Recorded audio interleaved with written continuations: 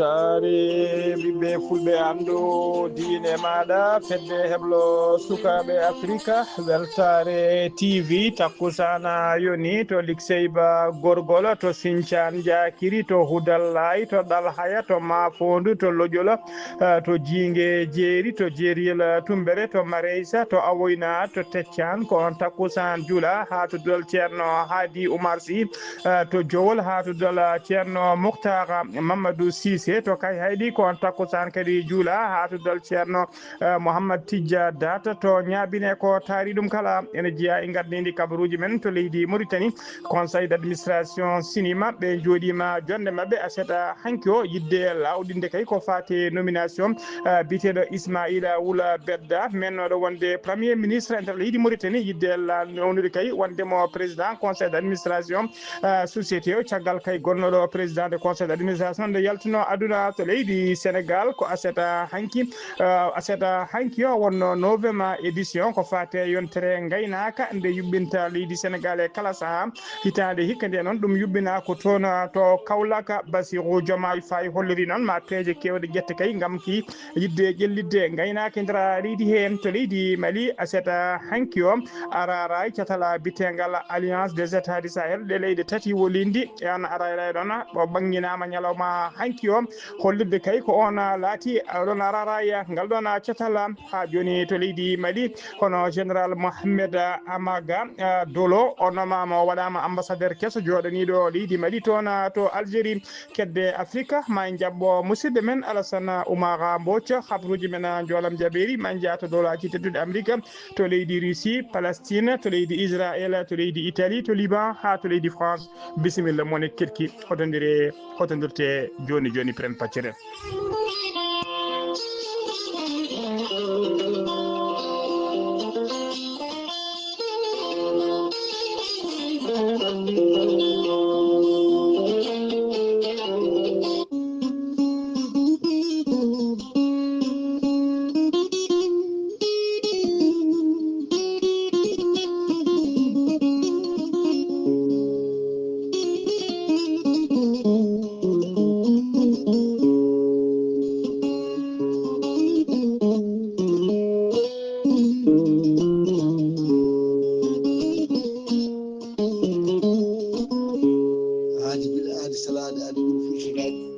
salade aadi ɓuuri firtude aadi ceerno Djiby Sy wi ko firtata aadi mo adunire jande weltare ɓiɓɓe fulɓe andu diine maɗa weltare TV ceerno Djiby Sy ko gando bindi laaɓaɗo leɗɗe safriyanke safruji fina tawa ceerno Djiby Sy ko jaadino ɓalwal danawal kala ceerno Djiby Sy Allah ne luɓrimo gandal rafiji kewɗi ɗi jiida cirol omo safa ɗum hano hannirta ni ceerno Djiby Sy ne yarano wonduɓe kista fibrom dagam sitta wonduɓe infection ngaji rewɓe ɗon koɓe sowade rewɓe dartaraɓe kala ha e wonduɓe e worɓe ladde kala ceerno Djiby Sy ene yawrana ɓen worɓe ustoraɓe gorago yawɓe yitade koye men e jippiɓe leese kala e on fannu ceerno Djiby Sy ne jogui leɗɗe wiyete ko muuɗa hirda ƴetta ɗum joni joni mbiya alhamdulillah ceerno Djiby Sy ko laaɓɗo reedu ko malaɗo wune so yennama ka miskino safruma ha mbiya weng tawa hay mbuɗa yoɓani ceerno Djiby Sy dendagal haaju mbawɗa jogade e dendagal rafi mbawɗa wondude kala so tawi ko leydi Mauritanie o ɓurodirta ujunnaje jeegom so tawi noon koto leydi Sénégal e dendagal leyɗele ñamoje franc CFA kala o ɓurodirta ujunnaji ɗiɗi woni 10 000 franc CFA ceerno Djiby Sy ne jogui pegge usula pewnaɗe bawɗe neldede kala leydi e kala continent ceerno Djiby Sy so tawi on pamodiri kala leydi mbawɗa wonde safruji maɗa e leɗɗe ma ne mbawi yettade ma hano hannirta ni ceerno Djiby Sy ko bawɗo listihar ko indema inde nene ma dokkatamo o haala ko woni e nder ɓerde ma ha cikka ko toon hoɗi listihar noon tawateɓe nder leydi Mauritanie ko ujunere guya walla cooda kartal crédit ujunere keefa neldamo e numéro makko WhatsApp kala inde ma inde nene ma ko heddi ko haaju makko so tawi noon ko tawateɓe nder leydi Sénégal e dendagal leyɗele ñamoje franc CFA listihar waɗirte ko 2000 franc CFA woni 100 CFA e on fannu ceerno Djiby Sy ne joguiri numéro Wave ko numéro Orange Money kala lumbude hen haalis mum haali inde mum inde nene mum ma yettomo hano hannirta ni o numéro mbatta ko 00 221 78 128 35 98 ceerno Djiby Sy kala jirde jokkodirde e makko to banggue appel normal e to banggue WhatsApp kala numéro makko ko 47 22 80 84 ko numéro leydi Mauritanie so tawi noon a ronki hebdemo saabu hewredemo e kala saaha aɗa wawi jokkodirde mini kono wiya ceerno Alassane Sy ko kamɓe gollotto on numéro mum mbatta ko 32 62 04 99 ceerno Djiby Sy ne andina dendagal kileneɓe mum caggal nde waɗi jillu makko to leydi Sénégal e oɗo saaha joni artiomo tawi to Nouakchott to base makko tawate to legal nettekka sara jeere nettekka ceerno Djiby Sy ko labɗo reedu kommalaɗo woni mbadden danɗo faade makko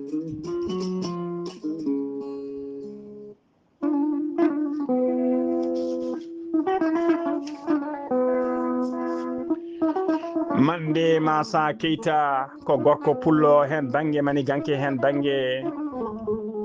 Mande Massa Keita ko gando tawi kadi ko joom gandal memotongal gandal jirotongal guite Mande Massa Keita gandal makko ɓuuri yarude ko lessa koye nder ngaalu ko ɓuuri yarude koye fanno ngaaluji cuuɗotode e nder less leydi ko wayno kanŋe jama boksita e ko nandi hen kala Mande Massa Keita ko gandaɗo nder windere he kala ha tengti nder dongre Afrique to kanŋe e to jama yidete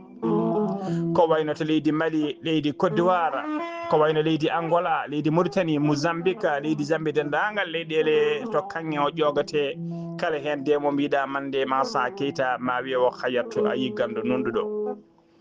Mande Massa Keita mbiɗen ko gorko pullo hen banggue mani ganke hen banggue omo tawi oɗo saaha joni to Ségu e nder leydi Mali Mande Massa Keita ko ɓuuri hawnade tengtinde nunɗal makko on namdota koma hay mbuɗu wona avance wona hoore kuɗola on kaldat haajuma ha humto ha ɓerde ma ɓuuɓa gadda ko kaldun ɗon Mande Massa Keita sali tan ko jamfa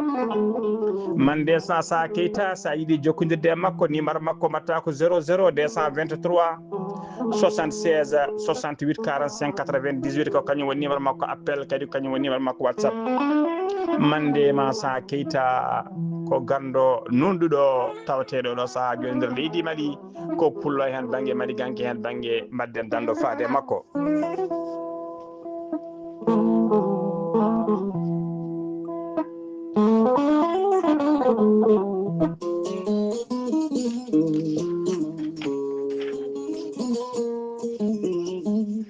ceerno Amadou Tidiane Diallo ko wittiyanke leɗɗe ko safriyanke safruji fina tawa gorko mo melga wuuro jinneji ko jaadindo ɓalawal e danawal kala ceerno Amadou Tidiane Diallo ne safar rafiji kewɗi ɗi jiida cirol wonduɓe koyɗe musoje keceje musoje ke ɓalli musoji e ɓalli ƴakkoji kala ha e ɓalli ɓuutoji gorko mo melga wuuro jinneji dendagal rafi mbawɗa wondude so tawi oɗon maldana balɗe tati a wiyat alhamdulillahi rabbil alamin on yondirta ɗon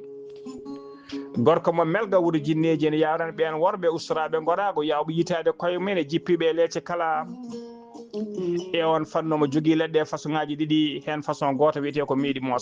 moosa ko leɗɗe jarateɗe ma muɗeteɗe a ƴettat ɗum joni joni mbiya alhamdulillahi rabbil alamina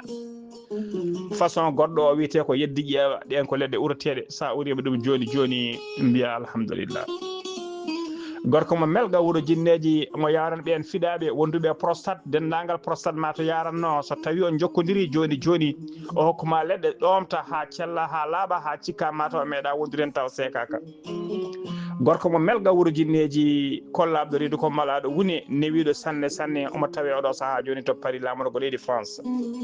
sa yiiɗi jokkodirde e makko numéro makko téléphone numéro makko WhatsApp mbatta ko 00 336 04 04 66 27 gorko mo melga wuuro jinneji base makko ne tawe to Dakar en tawi ɗon miñi ko ne wiye ceerno Abdoulaye Diallo numéro mum téléphone mbatta ko 77 714 94 15 gorko mo melga wuuro jinneji base makko ne tawe to Nouakchott legal bitegal Samia étage danejo en huccite usine plâtre en tawe ɗon ɓiyi ko on numéro mbatta ko 41 05 13 85 gorko mo melga wuuro jinneji gam hoybitande tawateɓe la polpolol dande maayo ɓe Mauritanie Sénégal omo jogui base makko to Ross Mauritanie ha to Dagana Mauritanie kala ene tawi ɗon sehil makko ene wiye ceerno Amadou Dia gorko mo leeraɓe gorko mo leeraɓe sa yiiɗi jokkodirde mum numéro mum téléphone mbatta 77 537 79 28 ko numéro WhatsApp ceerno Amadou Tidiani Diallo gorko mo melga wuuro jinneji kollaɓɗo reedu ko malaɗo wune mbadden danɗo faade makko.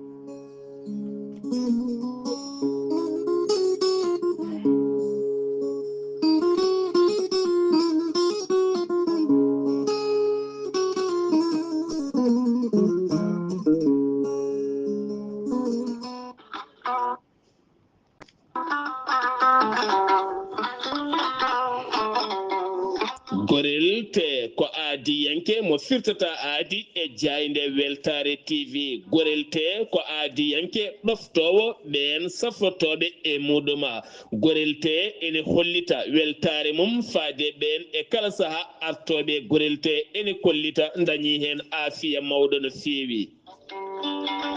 Gorelte ko haako moƴƴo iwru ko tokkore dinnoro ari ko wallude e safrude ha moni kala daña aafiya muɗum. On joguiɗo AVC cardiaque ƴiƴam dogata e ɗaɗi mum ɓandu jaaɗoru ɓandu wuloru neɗɗo toƴiɗo mo nangata taare kala mum de gorelte ene humta on haaju. Gorelte noon sa yiɗi andude ko jangta e mum ko kala jahata koto Google mbaɗa www.gorelte.com ma jangan hoorema kala. Gorelte an toƴiɗo donkuɗo yaade juma e jama ni jokkoyde enɗam kala musalla ɓandu no fotiri kala gorelte ene momta ha laaɓa e ballal jomiraɗo o.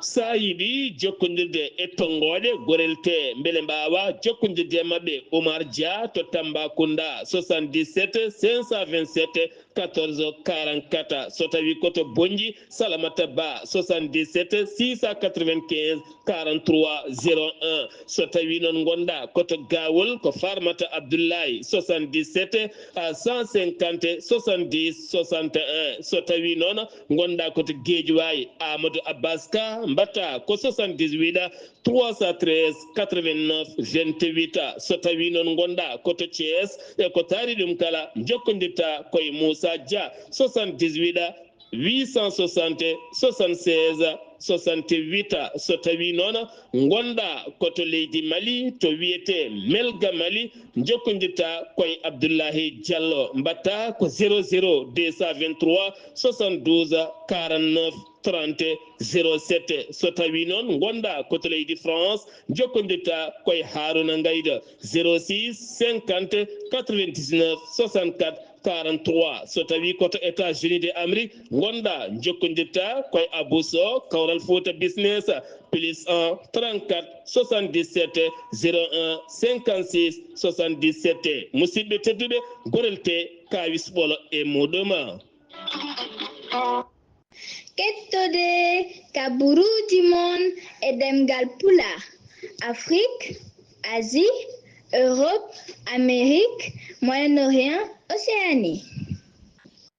Jam ñalle mon musidɓe tedduɓe eɗen gone aletta nogas e tati lewru colte woni février hitande ujunnaje ɗiɗi e nogas e joyya habruji mon e ɗemgal pular e sawtaye ko musidɗo mon sehil mon Ghali Abouba to karallagal ha mbawon yiiden to banggue nate ɓosoje ko miñi men sehil men Saydou Abouba hono no mbirɗen gardidi kabaruji men leydi Mauritanie puɗoɗen conseil d'administration société nationale d'industrie minière woni société biteɗo Sinim ɓe joɗima aseta hanki o heblanade kay wadde Ismaïla Wula Bedda Wula Cheikh Sidia gonnoɗo ancien premier ministre mo leydi Mauritanie yidde lawɗinde kay wondemo président conseil d'administration ngal ɗon cetal bitegal Sinima siftinde on noon gonnoɗo PCA woni président de conseil d'administration Sinim hono biyetenoɗo Kaba Wula Elwa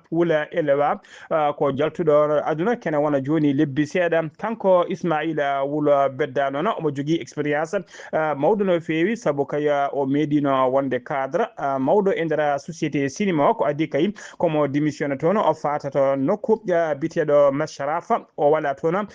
toon to Macharafa to waɗanoma toon directeur exécutif to Nouadhibou o wonino kadi ministre de l'habitat e saaha laamu Mohamed Ould Abdoul Aziz caggal ɗum kadi o waɗanoma président de zone France mo Nouadhibou caggal ɗum kadi o waɗanoma hoore jagoɗɗe leydi Mauritanie ha joni ko leydi Mauritanie keɗoɗen service aji ministère de la santé tawateɓe nder falde Dakhlet Nouadhibou ɓe kolliri tigui wonde ɓe teɓima aseta hanki o médicament ji kewɗi tawi kadi ko médicament ji ɗi moƴƴani ɗi appumen gasi walla mbiyen cuytuɗi woni ko wiyetede médicament périmé joom ɗin médicament ji noon joom ɗiɗon médicament ji noon ma ndewne lawol kay saabu kay maɓe présente yesso justice leydi ndi ko justice tigui fawata ko foti fawede e dow mabɓe quantité noon nangaɗo ko ene heewi no feewi saabu kay ɓe kolliri ko ujunere e temedde joyyi capanɗe jeetati e ɗiɗi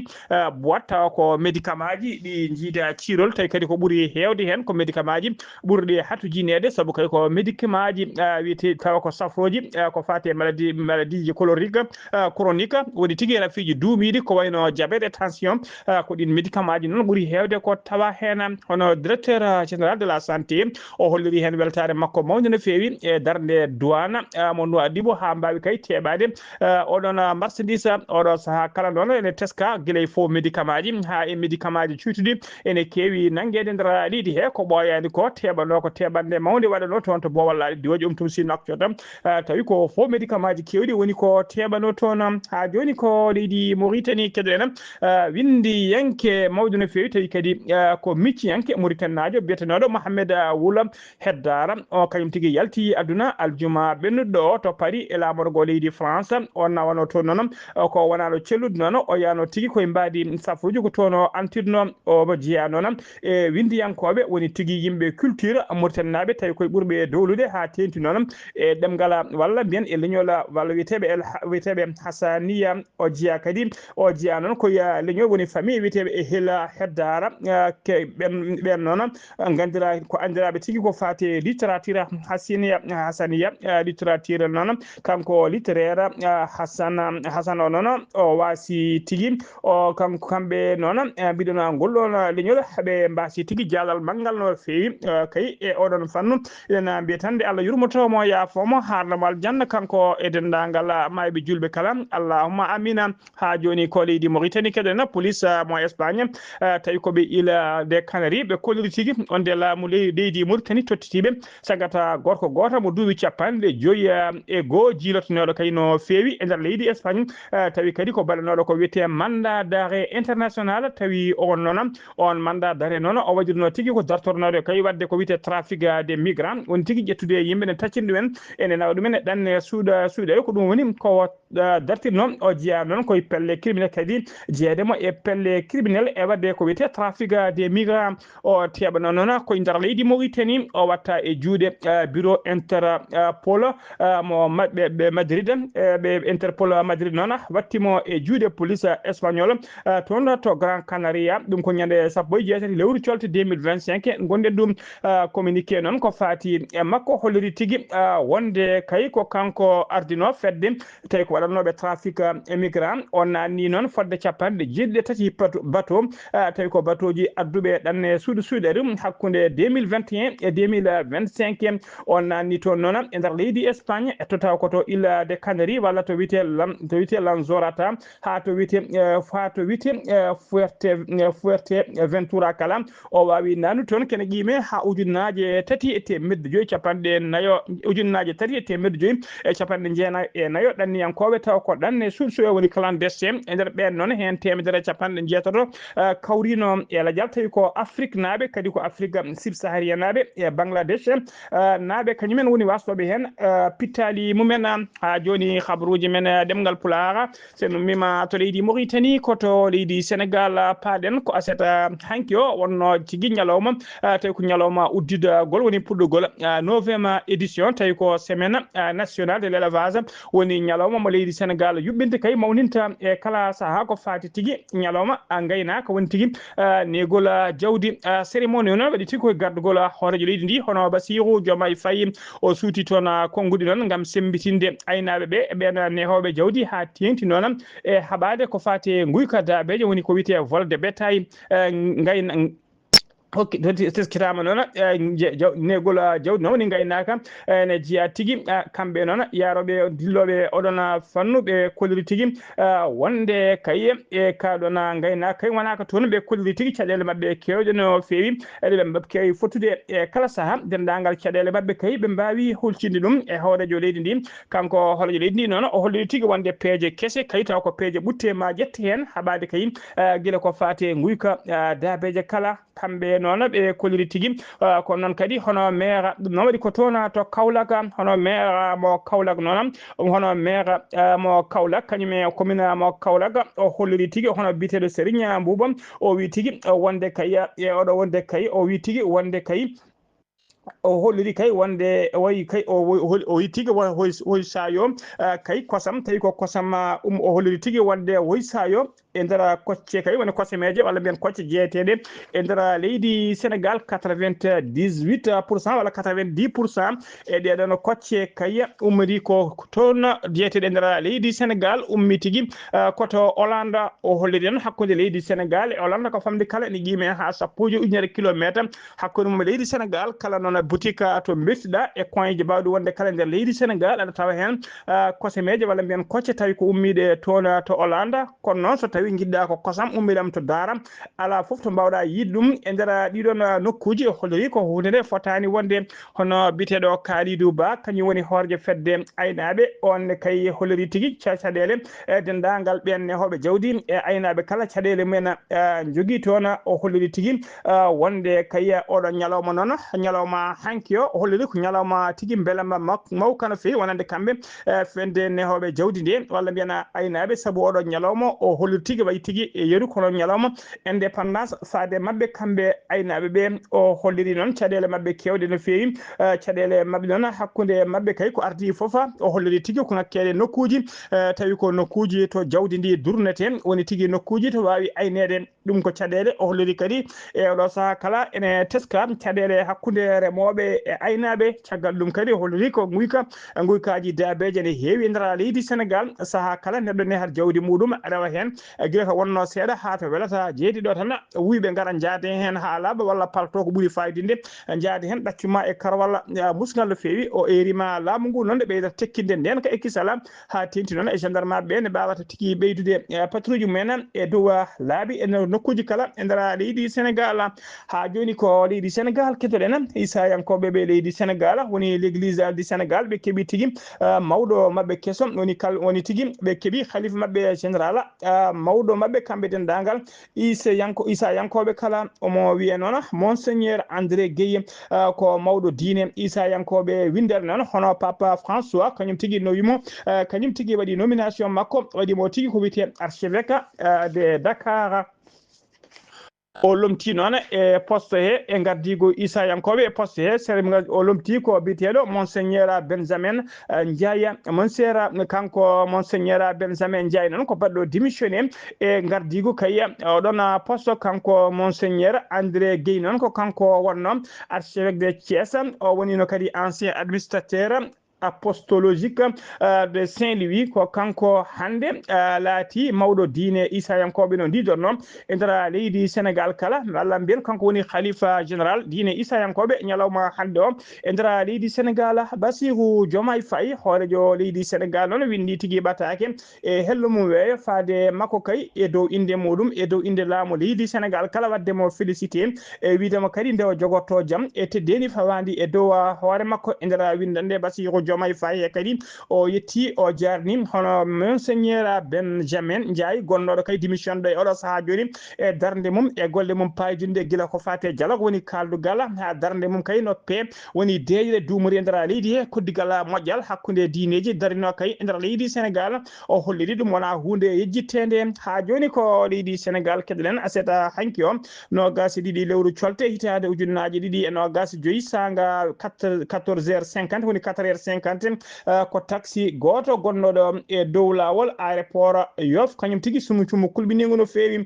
chauffeur on noon wonno koye dogde tan ha teski tigi cuurki walla lewlewlu e auto mum o jippi omo daara kay omo jiimi hen ala ko wawani hoore makko haydara auto sumi ha wonti laalagal ko adi ko sapeur pompier ne ngara tawi kay auto o ala ko heddi hen so wona kay laalagal kanko chauffeur noon walla joom auto ala ko hedduri kay so wona coktirde auto ha joni habruji men demgal pular sen mbima to leydi Sénégal koto leydi Mali paadena e nder Bamako lamorgo leydi Mali jodinoma to noon batu tawi ko batu mangu no fewi gono batu noon ko jagorde kewɗe e jeeyaɓe kay nde ɗo fedde witede alliance des états du Sahel woni leydi tati denduɗi nden fedde woni leydi Mali leydi Burkina Faso e leydi Niger ardino batu ngu noon ko général Abdoulaye Maïga kañum woni hoore jagorde laamu sabbordude leydi Mali aseta hanki o e nder jonde hen noon e nder Bamako ɓe ɓaŋŋini toon tigui ɓe jaltini ara hollirde kay ara ray woni drapeau moɓe kawri kay ko fati e ngal ɗon catala bitegal alliance des états du Sahel drapeau noon ko couleur verte ko rectangle hakkude makko noon ene waɗi logo woni jelogal catala AES ngal woni alliance des états du Sahel ɓe koddi noon couleur verte o noon ene e nder ara ray e ɗum hollira ko heewi e ɗum hollira ngaalu tawteɗe nder less leydi ene ɗum hollira kadi e ɗum hollira kadi ƴellitare ene hollira kadi ndimago leydi ko ɗum saabi ɓe mbaɗi couleur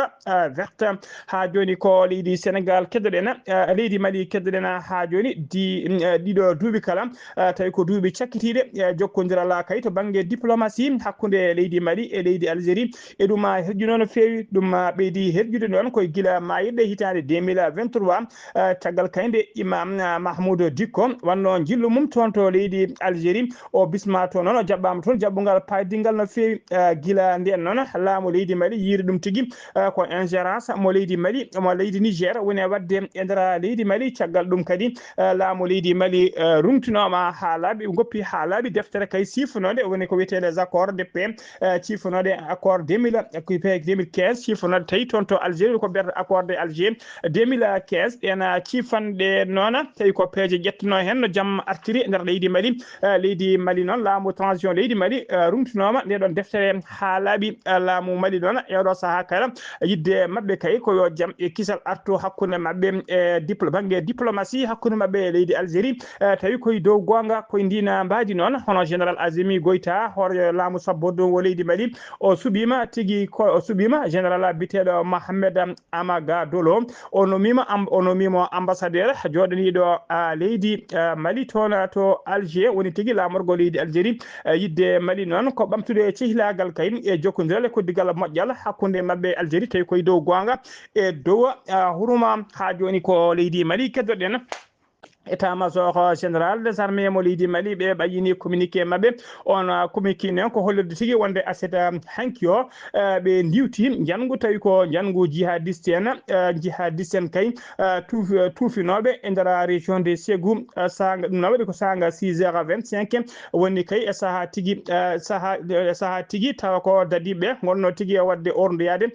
falle nde woni wadde patrouille mumen koye nden noon ɓe jani e jeeje tawi ko jihadiste en on jeeje noon mbaɗano tigui ko sappo e ɗiɗi kilométre hakkude mum taw ko banggue rewo ɓaƴƴo funnague e masina communiqué mo fama holliri noon wonde kay ɓe kolliri ɓe diwti ɓen jihadiste en ɓe ha mbawi yatirde ɓawo ɓe kolliri kadi ɓe mbari jihadiste en jeenayo ɓe tettiniɓe kadi motoji kewɗi e pétalaji kewɗi wondude e kuure kewɗe ɓe mbari ɓe mbarmini kadi hewɓe mabɓe kotto banggue fama noon fama holliri woni forces armées malienne kamɓe noon ɓe mbarminanama militaire goto ko bilan noon tawi ko fama kañum ɓayini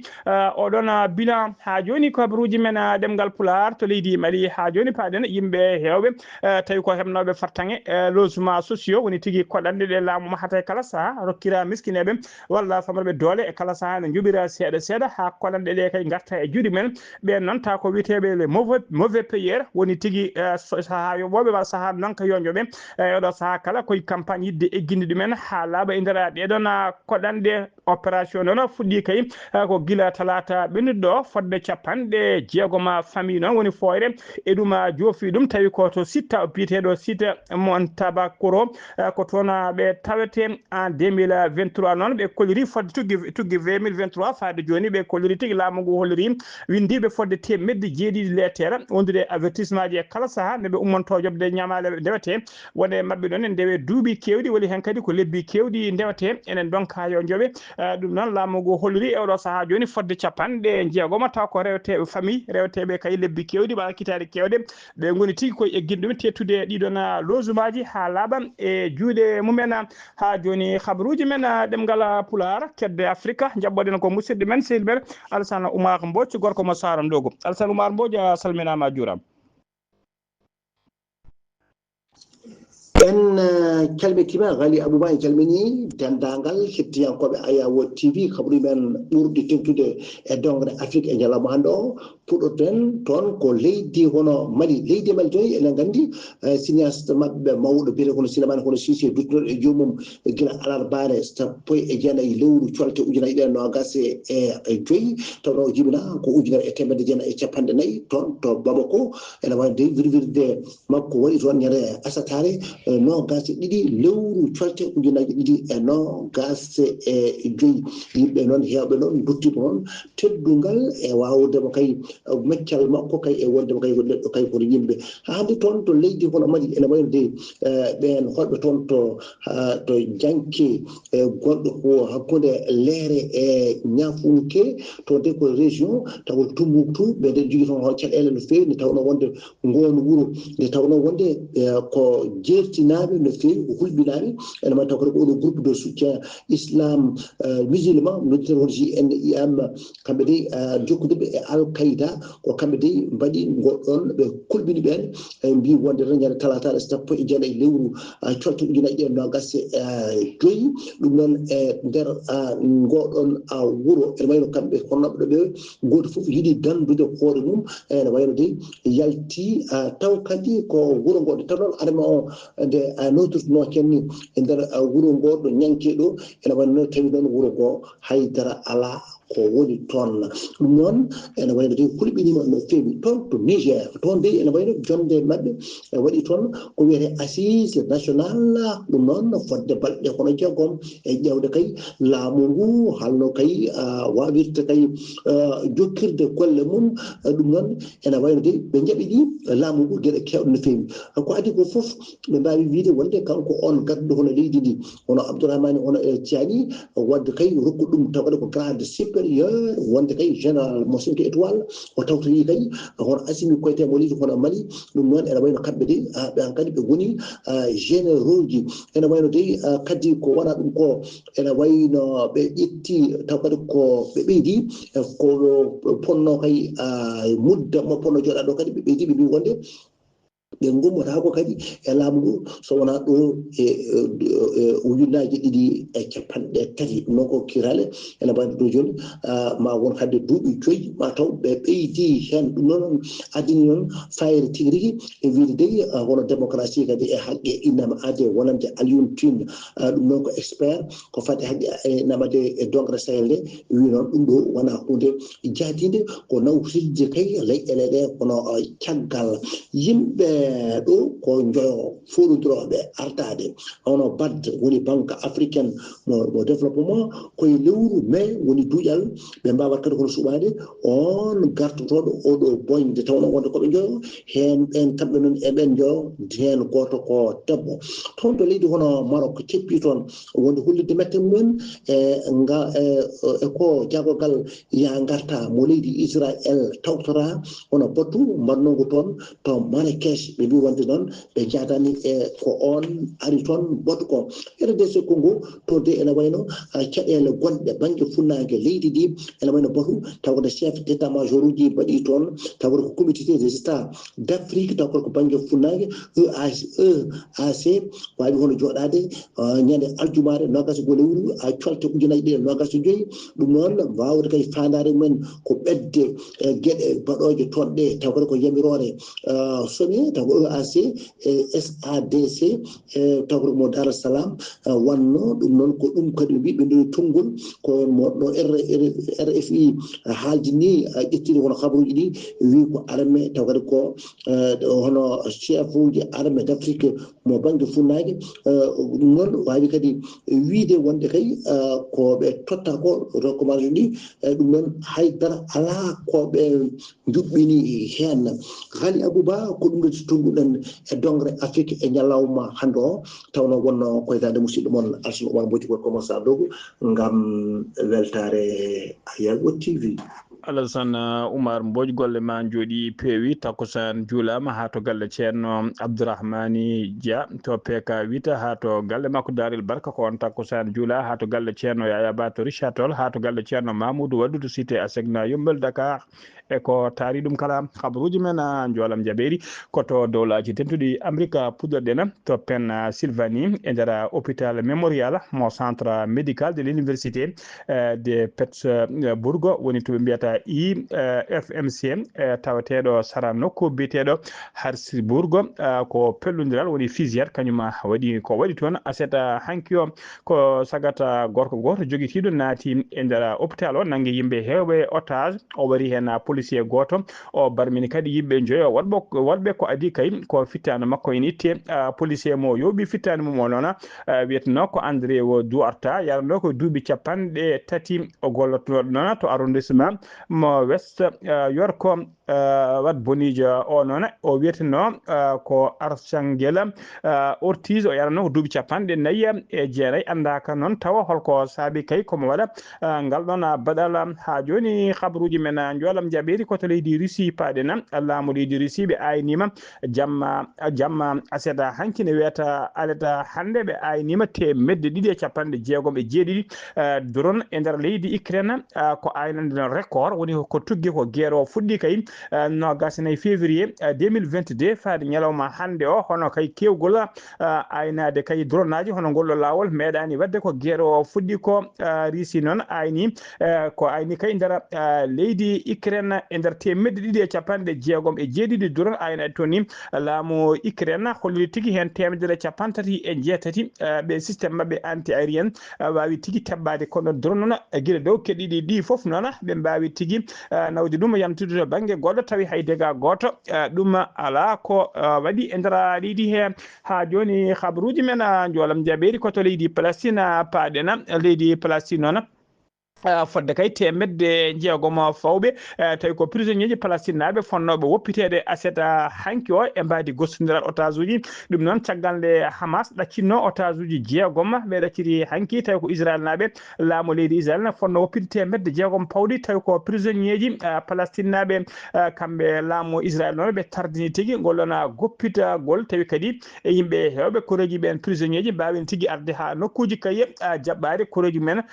sokonoɓe kono noon ɗum laataki Hamas noon holliri metti mum mawde no fewi saabu kay ha oɗo saaha mo kalten Israel suwata woppide ɗiɗon prisonnier ji Hamas noon holliri tigui ɗum ɗon koye mbadi janfa ɗum jiya koto leydi Israel paaɗen koninkoɓe leydi Israel tawi tigui e nder Cisjordanie occupé jagorgal mabɓe kalfinaɗo ko fate défense mo leydi Israel holliri tigui alada hande o wonde kay militaire uji Israel militaire uji mabɓe jaltini dendagal ɓen wiyeteɓe réfugié woni doga moltu hen Palestine naɓe wonnoɓe kay e nder camp uji 3 réfugié Palestine naɓe tawateɓe nder ɗiɗon camp uji 3 toon to rewo Cisjordanie fodde ujunnaje 4 Palestine naɓe taw ko doga moltu en suuɗinoɓe e nder ɗiɗon camp uji kamɓe foof ɓe jaltinama ha laaɓi ɓe ɗaccama e beddaji militaire uji nana ndeni ɗiɗon camp uji ene kadi ɓe tigui artude e nder ɗiɗon camp uji tawi koye yamirore gardiɗo leydi ndi koto leydi Italie paaɗen toon to Vatican Papa François kañum woni mawɗo diine isayankoɓe windere omo tawi tigui e juuɗe safroɓe tawi koye mbadi soin intensive omo tampi sanni ɓuuri tampinde mo noon ko rafi biteɗo pneumonie noon ko rafi nangowo fofago woni nangowo jofe jomum ronka fofde kala saaha kanko Pape François noon mbiɗen omo tampi no fewi e oɗo saaha hande mo kalten mo yara duuɓi 68 omo tawe toon to hôpital mo Gemelli ene tawe to Rome e nder leydi Italie koto leydi Liban paaɗen ko aleda hande no 7 lewru colte woni wirwinde woni finiray biteɗo bietnoɗo Hasana Nasrallah gonnoɗo kay mawɗo catala Hezbollah mo catala Hezbollah tigi toon to Liban mo Israel koninkoɓe Israel yoɓino fittade mum e mayde lewru septembre ɓe noni to ndum tawi kadi ɓe mbarimo noon kanko noon guila o wara tigi Hezbollah koko nangono tigi ene moftimo ene mbirimo tigi e nokku tawi ko nokku mo anda ko woni lieu secret tawi noon koye mbadi temporaire à titre temporaire ko hande noon Liban naɓe tigi jiiɗi mawninde oɗon finirayi jiiɗi tigi waɗandemo ndeɗon wirwirde tawi ko wirwirde molantede Allah no fewi yimɓe hewɓe noon ɓe hen ummiɓe nder jok leydi he kala walla ummiɓe kadi ha caggal leydi to Iran e nokkuji kewɗi gonɗi to Arabie Saoudite nokkuji leyɗele kewɗe e mbawi ummade hen arde kay tawtorede ndeɗon wirwirde noon ɓe kolliri tigi wonde kay tardini ɗum kay kene wona lebbi ɗiɗi joni kay koye guerre ɓe gonno tigi hakkude leydi Liban hakkude mum e Israel oɗon noon ndeɗo wirwirde oɗo cérémonie moɓe jiiɗi yuɓɓinde hande noon wona tan mawnide wirwirde ko yidde hollirde kadi force mabɓe kamɓe Hezbollah wonde kay ha oɗo ñalawma hande eɓe jogui tigi ko wiyete force wawde rendinde mobilisation wawde rendinde kay yimɓe hewɓe kay ko ɗum woni tigi fandare mabɓe ko démonstration walla mbiyen ko test mawɗo no fewi ɓe jiiɗi wadde e oɗo cérémonie teskama noon yimɓe hewɓe kay mbawi notitade e ndeɗon wirde koto leydi France paaɗena aset hanki sagata gorko mo duuɓi capantati e jeeɗi tawi komo police watno fichier woni tigi mo rewini noon gueɗe mum caggal kay tumede wonde kay ne jilli terrorisme yagal ko kañum tigi waɗi janggo mum kañuma waɗi janggo mum e nder leydi France o waɗi neɗɗo goto noon o barmini kadi policier ji tato waɗɓe ɗum ko aseta hanki waɗi toon to banggue funnague leydi France Emmanuel Macron hoɗoji leydi ndi noon holliri tigui wonde nguɗo janggu ko janggu holliri tigui wonde nguɗo janggu ko janggu terrorisme janggu leydi France noon heeɓi tigui wayri tigui hebde janggu mbagu ni ko guila e mayirde guila décembre 2023 ngun janggu kadi wanno ko toon to Tour Eiffel France ɗum tawi kadi tawi ko iranien goto kañuma wanno nguɗon janggu waɗino ngun janggu kadi wanno ngu toon to Tour Eiffel en décembre 2023 waɗino neɗɗo goto basnoɗo hen fittade mum e yimɓe ɗiɗo barmoɓe hen musidɓe tedduɓe gasi ha laaɓi ceer ko ɗum ɗo wonno komin tongal noon habaruji mon e ɗemgal Pulaar e sawta he ko musidɗo moon sehil moon haali Abouba to karallagal ha mbawɗo yiide men to banggue nete ɓosoje ko Saydou Abouba so tawi ko roɓiɗo Afrique ko musidɗo men sehil men Alassane Oumar Mbocc gorko mo Sarandogu ketki malaki jaam yo jaam Allah jogomi jogo on ñalawma janggo ma en ketto musidɗo men sehil men Sara Blay Sarr